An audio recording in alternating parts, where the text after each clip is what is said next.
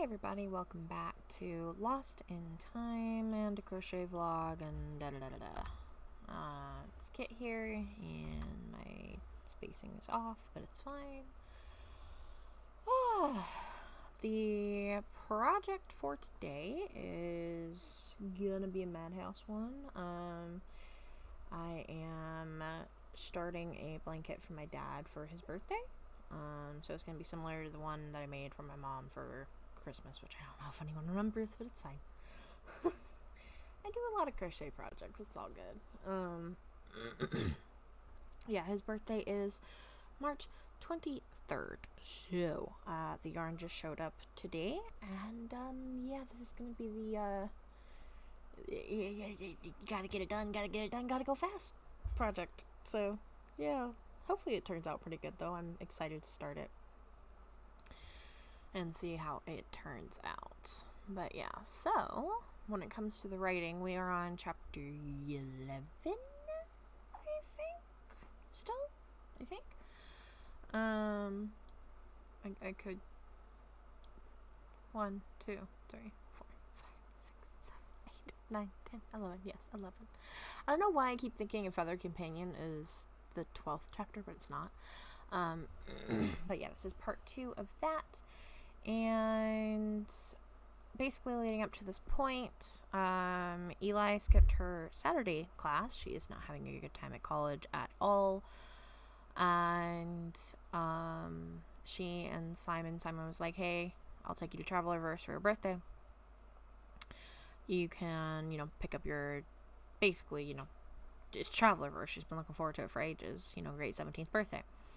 And he took her through a through the kind of a back entrance, if you will. It's you gotta demonstrate some skill and a bit of intelligence to get to it, as well as guts and a certain level of crazy to go through the trigger warning bridge.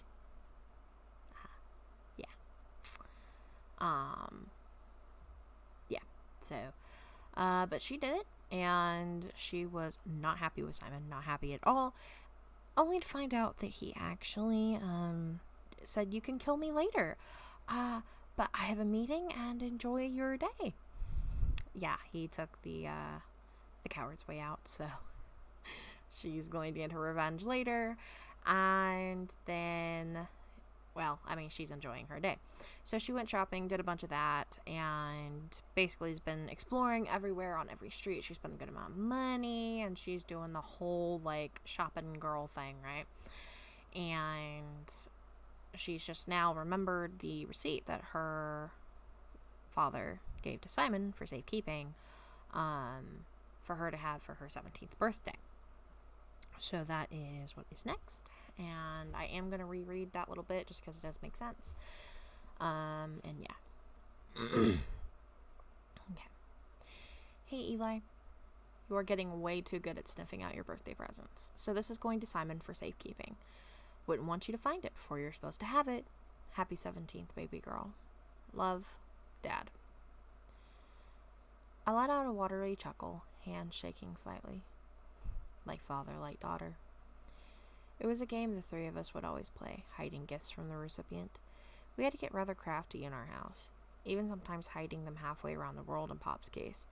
Grandpa Michael had many years of practice. Dad and I used to team up and try to find our gifts before the holidays, but we never won. It was one of my fondest memories. The street address for the receipt was Blank Slate Emporium Street, Travelerverse. It was the oddest receipt ever, just a paid amount that had been worn with age, and it was signed by my dad and a Samuel V. Was this Samuel the owner of the store, maybe? What kind of name is Blank Slate? Sounds like they put maybe 5 seconds of thought into it, I mumbled, looking down the street in question. Shrugging, I turned that way. Well, here goes nothing. If Dad had given it to Simon, this must have been before he left, so it was at least 3 years old. What kind of gift could wait that long? A few minutes later, I had determined that 1, this Blank Slate really sucked at advertising where their store was located, and 2, Emporium Street was dominated completely by every single pet shop known to travelers. Name an animal, they had a shop for it. You could buy it. Although, why would you want a pet sloth or a glowing luminescent shark was beyond me. Were those things even found in nature? A sloth? Yes. Luminescent shark? My friend Bread would probably be able to tell me, and also she would love it if they were actually a thing. Eventually I found a directory and huffed in frustration when I couldn't find a blank slate. Nothing left to it but to ask for help. So I walked into Suzanne's pet supplies and nearly stepped on live mice. It was a madhouse of loose animals and open cages with the front door of the store wide open. Snakes writhed all over the floor trying to eat. Cautiously, I inched away from a cobra and clambered over the sturdy metal gate divider, safe for the moment. Were those teeth marks nicking at the metal? Hello? I called out over the racket of the snakes, mice, and cats. Cats in the corner, dogs in a separate pen, and birds flying over my shoulder. How the place didn't smell to high heaven, I had no idea. Ducking a falcon's outstretched talons, I rang the little bell. Gosh, Watson scared me. Okay. Be with you in a moment. A southern twang resounded from the back, and a woman with a name tag came out, all smiles and rosy cheeks. Hi there, I'm Suzanne. How may I help you, hon? There we go. There's the accent. There's the southern twang. I pulled out the receipt, not looking at the snake adorning her neck. Nope, not at all. You would never catch me in this store. I hate snakes. Can't do it. Yes. Do you happen to know where Blank Slate is? I asked helplessly, showing her the address. She frowned, her hazel eyes brightening in understanding. No. The store has no name. It's called Blank Slate because it literally has no name on the slate, see? It's also located just across from this one here, so just go across the street. But be warned, Mr. Grumpy Pants Vodnik never lets in customers anymore. She paused, shaking her head. I've no idea how he stays in business. Nodding, I thanked her and escaped the store as fast as possible. Suzanne was nice, but those snakes were creepy. I followed her instructions and found it exactly where she said. It had no name, just a blank slate. Weird. Sighing, I tried the handle, noting the windows were covered up and the outside of the store was dirty and unkept. No advertising and no open sign. I knocked politely, shifting my weight from foot to foot as I waited for someone to answer the door. I had to knock 3 more times before I heard cursing and shuffling. The door was opened a minimal crack, and a single piercing blue eye glared at me. Can't you see I'm closed? Go away. I don't take new customers, and I certainly don't take young whippersnappers just barely recovering from diaper rash. Get lost.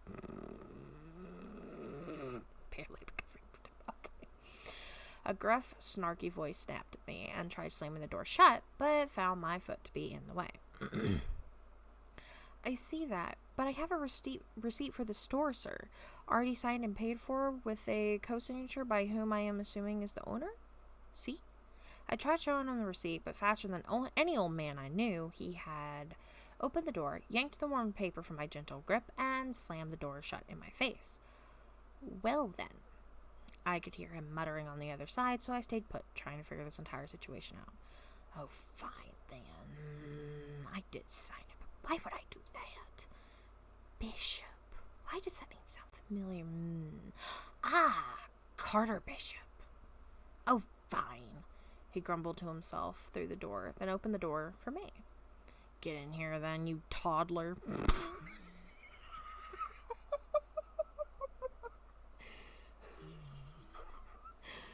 He growled, ushering me into a darkened reception area.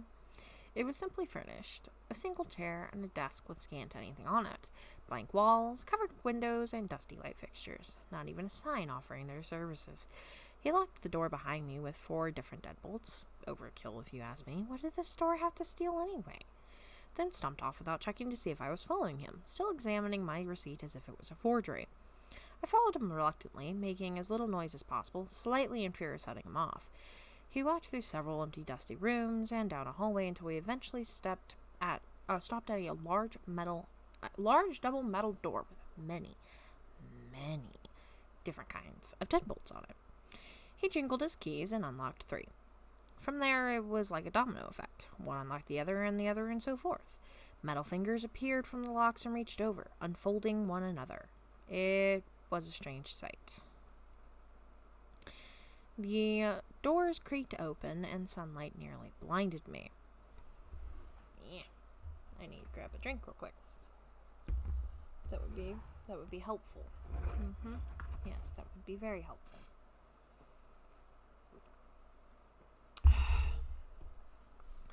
The old man looked at me crossly.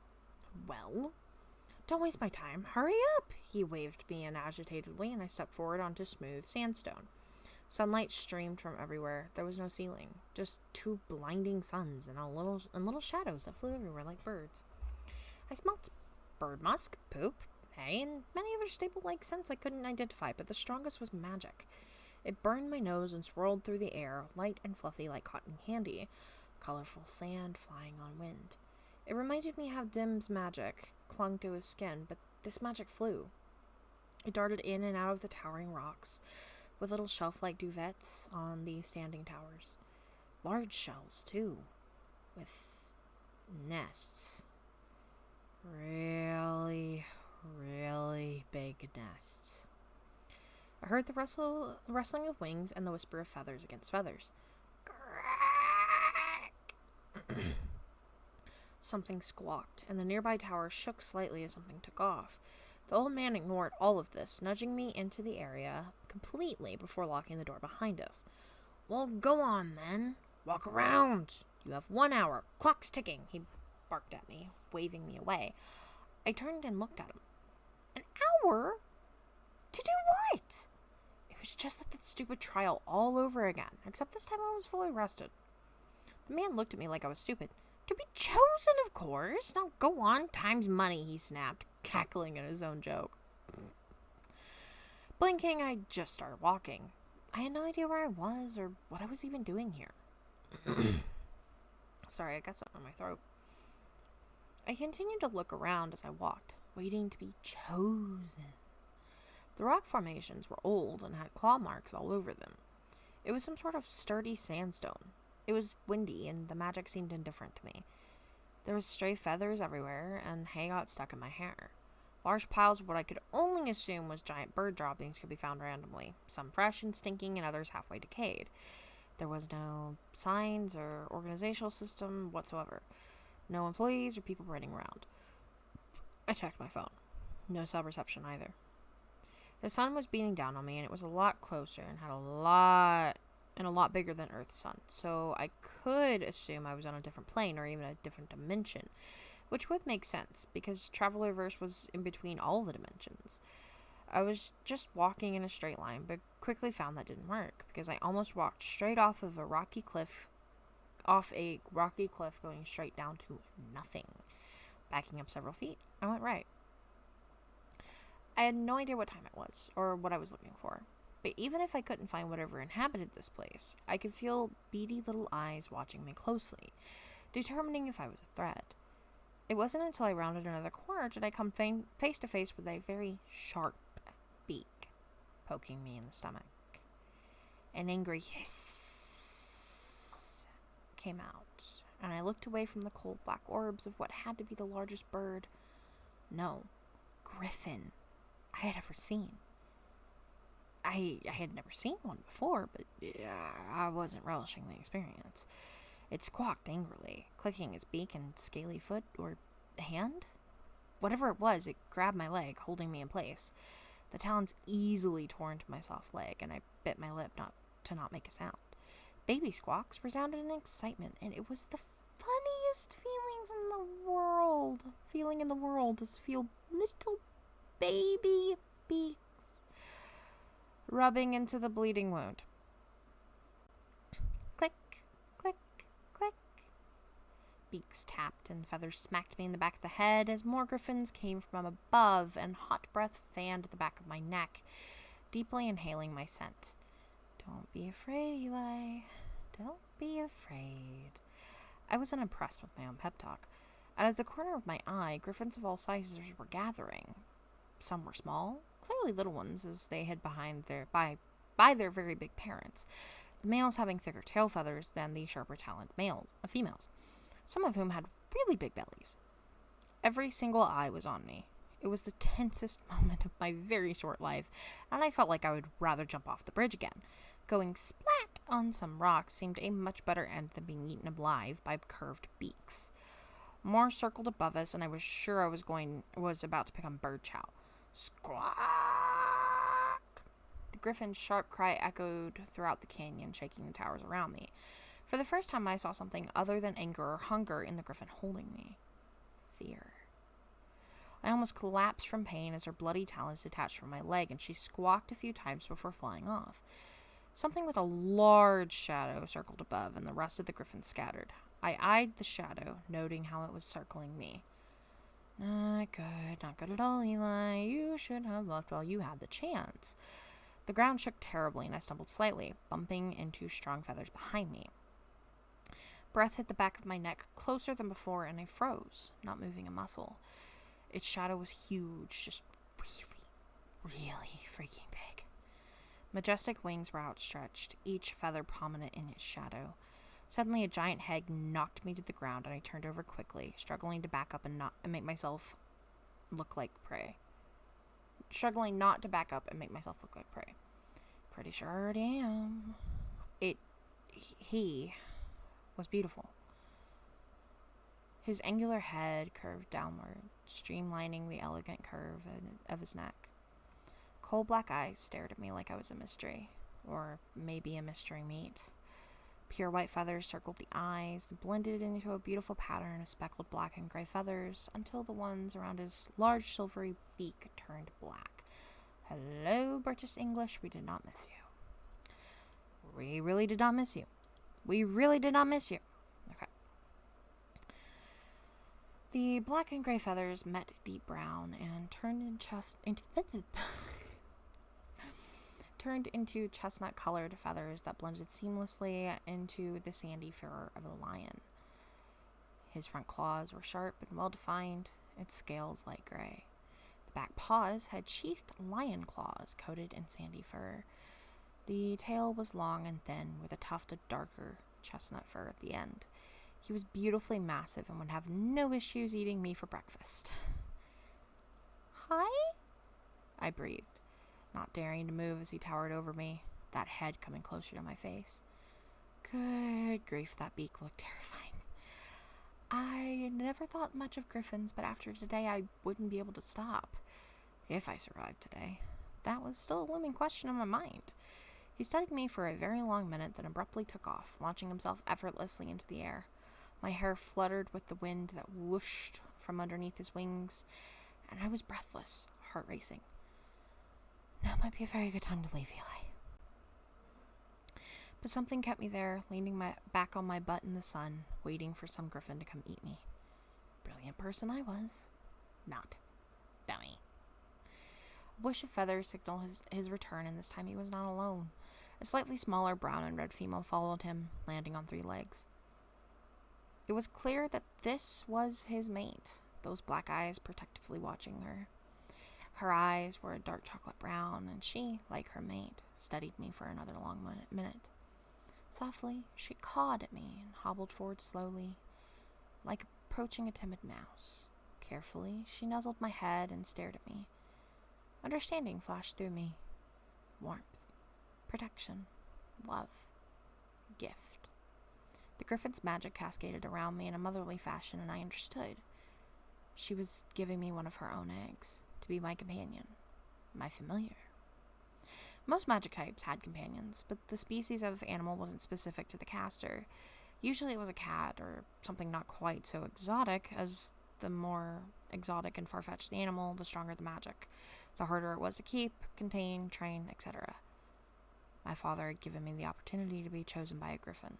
The rarest familiars willingly gave up one of their young to be a caster, but they had to choose. Sometimes you could pay for the opportunity to be chosen and never were. It was completely up to the animal. And I had just been chosen by a griffin. I was awestruck, literally. For my 17th birthday, my father had given me the opportunity to be chosen by a griffin, the majestic creatures most closely associated with time.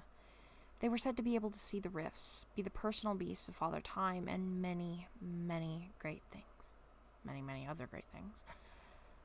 But I had only ever read about this. My heart quickened as the mother griffin lovingly laid a large, slightly furry egg in my lap. I can't read today.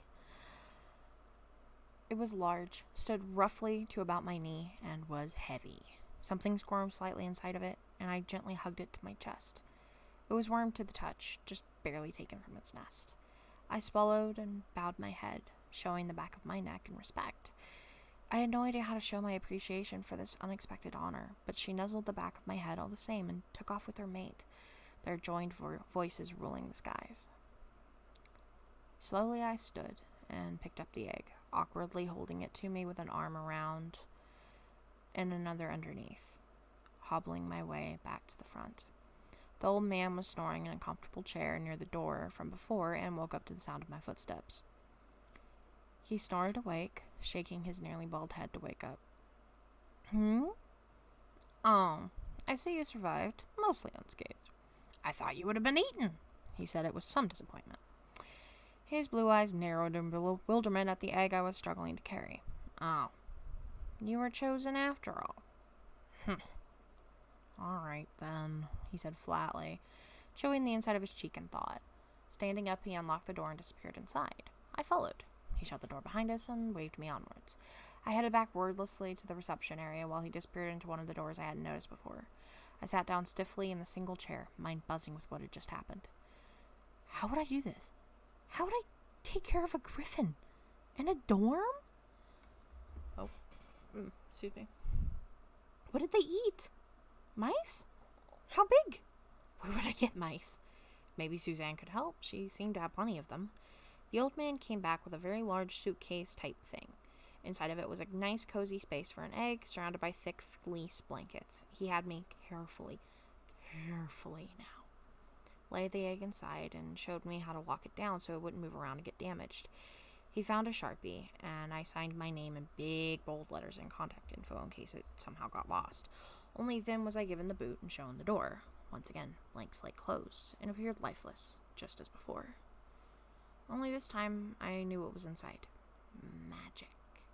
And scary birds. I wheeled the egg crate over to Suzanne's immediately, this time the snake's not even bothering me. Hey, Suzanne, I could use a little help, I called out, looking at the mice running around the floor. They looked very small, not at all a good enough snack for a griffin. When would the griffin hatch? They didn't require vet shots, did they? I scoffed at my stupidity. Of course not, genius. Read a book! A book on mythical creatures. Oh dear, what happened to your leg? Never mind, I don't want to know. Come on round back. She ushered me kindly through the curtain, not questioning the large crate case I had brought along. She sat me down on an employee-type kitchenette and grabbed the large first aid kit. In seconds, my leg had been disinfected and wrapped in gauze. She worked efficiently, so I was assuming those wild animals out front had their fair share of human flesh. You don't happen to know what griffins eat, do you? I blurted out, watching her reaction carefully. She frowned thoughtfully. Well, kind of.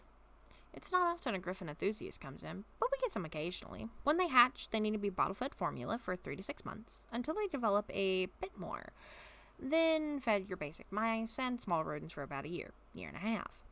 The dates are estimated simply because of bloodlines. Some griffins are stronger than others, or some may take longer to develop. But they do eat a lot and need to be kept warm and happy. If angered, their cries can shatter eardrums that no earplugs can protect. Then there's the magic, but I'm not an expert in that. But I'm sure the bookshops have what you need in a book somewhere. They need a nest, and if they bond to you and stay, it might be safer to just attach a little anklet to their leg with a tracker on it for when they learn to fly. Sometimes they try to fly off and find their mums. Oh, and first aid kits are essential, she told me earnestly, and I nodded, my mind rapidly absorbing the information. I already have one heck of a kit, but the rest I'm short on. Nodding sympathetically, she ran off, coming back with a large box labeled Mice Starter Colony and a few other packages floating behind her. So this is what my usual Griffin customers insisted I stock. It's the only one they'll buy. Also, these are magically heated fleece blankets and a solar and lunar powered lights to keep the egg warm further. Here is some straw to help with the incubation. She sat down once again and explained in depth how to start my magical mice colony and just how much space, etc. it would take. In short, it was a heck of a lot of work. A puppy was much lower maintenance, but I was still determined to do this. Nodding fervently, I bought that and a few other things, like the anklet and tracker, and left Suzanne's, heading straight to the bookstore, where I bought every single Griffin-related book I could get my hands on. I was about to become the most educated bird mommy I could be.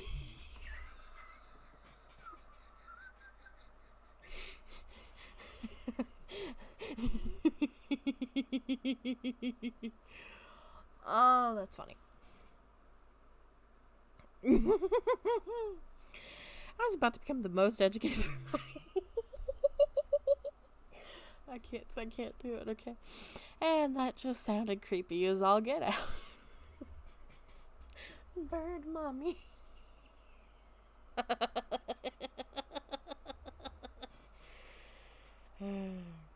About an hour later, I finally used that homing pearl Simon the Walking Dead man had generously left me, and I appeared in my vacant office, surrounded by today's shopping spree. I was surrounded by thousands of dollars of frivolous spending and didn't feel that bad about it. Yet. Although putting it all up later was going to be a witch with a capital B, but hey, I had work to do. But first, was that pizza I smelled? Oh, and find Simon to murder him, of course. Before or after pepperoni? Or maybe today is a sausage day? Maybe Hawaiian? I unlocked my office and followed my nose, leaving all of my stuff behind.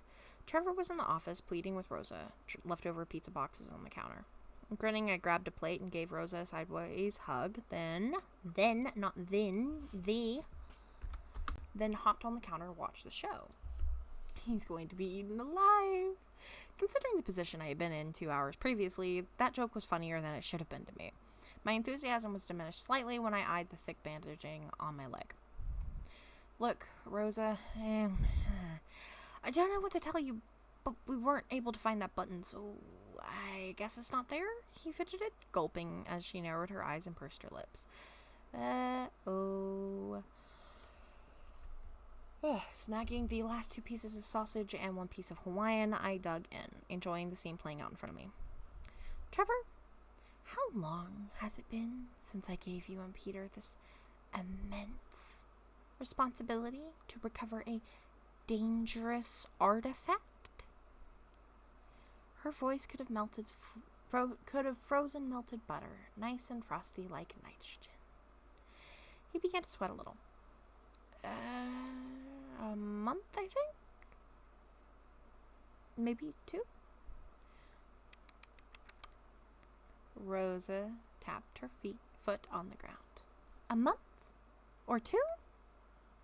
Why are you asking me? You should know when I gave you such an important assignment. Oh, snap. 2 months, he stuttered, his hair beginning to curl from perspiration. Precisely.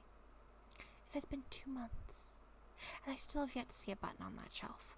Have you and Peter even started? Yes, we started that day, I swear, Rosa, but we can't find it. At this point, Peter came in, and froze in fear when he saw Rosa. I waved cheerily at him with pizza. Don't even think about it, Peter. You stay put. She didn't even turn her head, and Peter hadn't said a word. In deep dog crap art thou. I silently giggled, thoroughly enjoying this. Rosa could either be the sweetest little old lady ever, or could drive you to poke a sleeping dragon in the eye. It would be a quicker death. Rosa continued, ignorant of my mind's ramblings. So you 2 started. Did you finish? Dead silence was her answer. I see. 2 words, filled with such disappointment. Trevor looked like a puppy that had just been kicked. Peter flinched. He was a douche, but you don't disappoint Rosa. Well, I hope you 2 have enjoyed the off time. This office has gone severely lax since Michael left. He would never have allowed such lackluster behavior from you 2. In fact, you 2 would have been fired by now for your antics.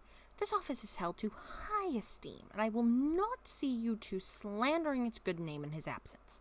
Now, go and finish your duties for the day, and I expect you to start over and find that button by the end of the month. Understood. Michael Carter Bishop. My grandfather. Simon may be the head of the department, but everyone knew my grandfather was in charge. Nothing got by him. When he wasn't on mission for the council or serving his country, he worked here. We were a small department, even smaller now that Pop and Eileen were on call and Dad dead. So Simon had hired Trevor and Peter. What good that had done him. Trevor was okay. Peter, not so much. Trevor and Peter slunk out of the room, and Rosa blew out a frustrated breath. Great Father, when is your grandfather coming back, Eli? I miss him terribly. She sank into her chair, brushing off imaginary lint from her tasteful dress. I frowned, chewing my pizza, and also I'm going to take a drink of my drink.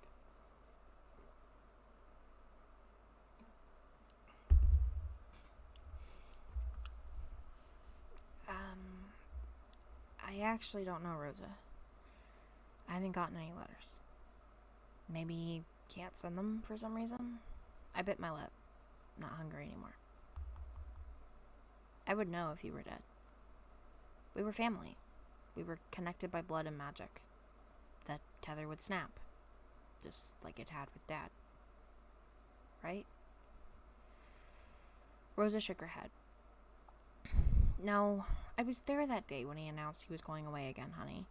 He specifically said he'd send lots of letters, mainly postcards, he thought, as they would be easier on him. Have you received nothing? She asked incredulously, eyebrows furrowed. No. But he wouldn't send them to Brownstone. He'd send them home. Silence. I hopped off the counter, tossing my plate in the garbage. I didn't have a home anymore. The demons had made sure of that. Memories of the flyer flashed in my eyes, and I tightened my jaw. No, not today. I wasn't going to break down today. Rosa stood, coming to touch me softly on the shoulder in sympathy. Maybe the post office still has them. If not, take a trip, she suggested, then busied herself with cleaning up the kitchen. We both ignored the misty eyes and sniffles and went our separate ways. I went back to my office, sat down, and started my paperwork, ignoring the tears silently rolling down my cheeks. I finished a few hours later and stared blankly at my computer screen. If Rosa was right, there would be letters waiting for me at the post office, either in the past or in the present. I had to summon the courage to go get them. But my legs refused to work. I looked over at the crate case, holding the griffin egg. My griffin egg. My familiar. The one I had almost died to receive. If I was brave enough to jump off a bridge and survive a griffin attack, then surely I was brave enough to go home. Right? Bravery has nothing to do with it. Smacking my forehead, I pushed my chair away as I stood up and wheeled the crate into Rosa's office. Hey, Rosa, are you going to be here for a few more minutes? There's something I have to do, and I don't want Peter snooping around this. Could you watch it for me, please? She looked up, nodding, humming to the classical music coming from her speakers. Beethoven. Of course. Swallowing, I made my way to the back room. We had an orb that could find and connect us to certain rifts going to certain places. Well, I wanted to go home, and the rift beside that old Chinese takeout place had never strayed. A few minutes later, I stepped out to the other side, looking through the wall of the post office. I was by the dumpsters and had a nice view of the ocean. I stopped and stared, a lump forming in my throat. I used to always take this view for granted. Now it just reminded me of what I would never have again. Sniffling, I turned away and walked around to the front of the building, pulling out my wallet. Time to talk to the manager. Hi there, how may I help you today? The attendant listened as I explained with growing difficulty that lump in my throat wasn't going away, my predicament. She explained to me with great sorrow that mail from that long ago wouldn't be still around and would have possibly been sent back. However, she did check for me, just to make sure. I was flummoxed when she came back, struggling with a big bag of postcards, letters, and gifts. The manager hurried forward. Miss Bishop, I am terribly sorry. Of course we would never... We knew you would be back. He struggled to explain, and I just nodded, taking the bag with shaking hands. It was free of charge, etc., etc. Terribly sorry about your father in your house. He was such a good man, such a somber funeral. I barely made it out of the post office before the tears fell, and I was still sobbing when I made it to my office and shut myself in. I couldn't bring myself to go and see the wreckage of my childhood home. I was too much of a coward. Rosa left a few minutes later, and I found myself hugging the crate, drawing comfort from the hard leather that encased the precious egg, bawling like a baby. The letter bag just sitting on my desk, filled with letters and postcards from my father, from my grandfather, from Eileen, from people who were at the funeral that I had missed because I had been in the hospital. I sobbed harder. My mother didn't even think of me when she did the funeral. She told me it had to be done as fast as possible so the healing could start. Liar. I didn't even get any closure. 2 years later, 2 years later, I still didn't have any. Slowly, I dragged myself to my chair and climbed into it with great difficulty. With shaking fingers, I pulled out the letters and postcards, one at a time, reading them and crying. They smelled like sea salt and bourbon, my pop's non-existent cologne. He had always said the ladies dug a surfing army boy. I read each of them, my tears blotching the ink as I smiled through the tears. He never told me what he was doing, just that he was okay. For every holiday and birthday he missed, he had sent a letter detailing how he was going to make it up to us. He sent letters to Dad, too. I didn't open them. He sent me prank ideas on how to get back at Dad for one thing or another, but it wasn't until I got to a letter dated May 17th, 2015 that I went numb. Hey, Tiger. How's the surfing going? I miss it so much. Nothing but sand and more sand here. Reminds me of my army days. But the food's better, I suppose. I do miss the smell of gunpowder in the morning, though. Nothing like it. You still going to the gun range every Wednesday? You have to keep those shooting skills sharp. And sparring on Mondays and Thursdays? I know you know better than to leave the house without your pepper spray, but just in case, there you go. No one is going to get the better of my granddaughter. I miss you and your dad so much, but I miss you more. It's hard not to get letters from you two, but I know it's best. It's best you don't know where, it's classified, all that BS. You know how it goes, or you will. You still wanting to work this mission stuff? I can guarantee you will do brilliantly at it. I'm so proud of you. I'm always boasting on and on about my special girl. You're the only one for me. You know that, right, Tiger? Anyways, got some good news. I'll be coming home soon. I'll be missing your birthday, and you don't know how mad I am about that one. But your dad and Simon and all of them will make it special, and then we can catch up on every single birthday and holiday I've missed since I've been gone. I'm still trying to decide if we should do ice cream or cookies the first night. Maybe both, if your dad will let us. But I'm sure we can win him over. Too much sugar is bad for your health. Bah! Don't know if I'd him all that nonsense. I'll be home on Saturday, August 22nd. I gotta go mail this, but I love you, Tiger. Stay strong. Love, Pop. P.S. Try that puke lime green dye in your dad's shampoo. Just don't spill any. Always remember Easter Sunday. Sniffling, I giggled slightly. I had been 6 and tried pink hair dye in Dad's bathroom on Easter Sunday. The mess had been astronomical. Then Dad had done his own hair pink because I was so disappointed that it hadn't worked. The tears broke out again, and I held the letter to my chest as I sobbed pathetically. He doesn't know. He doesn't know Dad is dead. He was coming home. Next Saturday. I had a week to figure out how to tell him. Roger coughed, and I looked up, futilely wiping my eyes.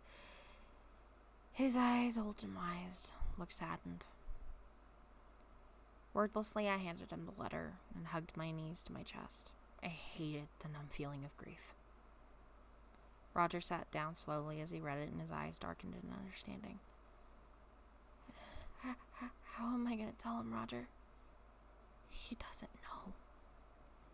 I sobbed again. Wordlessly, Roger stood and came around to hug me. We stayed like that for a while, then I fell asleep, the letter clutched desperately to my chest.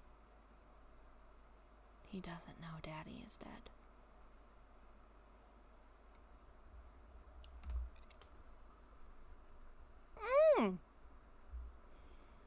Oh, I don't like the feelings that are going through me at this moment. I need a hug. I need a hug. Oof. Here you go, Eli. Nearly die getting a griffin egg. Have a really cool familiar. Oh, and have your grandfather back. But, have a bunch of emotional trauma with that.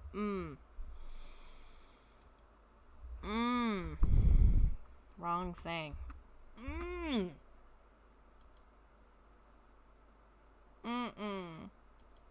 Oh, we don't like that.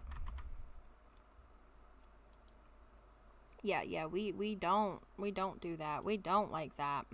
So, chapter 12 is Hidden Dilemmas. Yay! Okay, we're gonna do that. Then I think we do that, and it should be there now. It is. Excellent.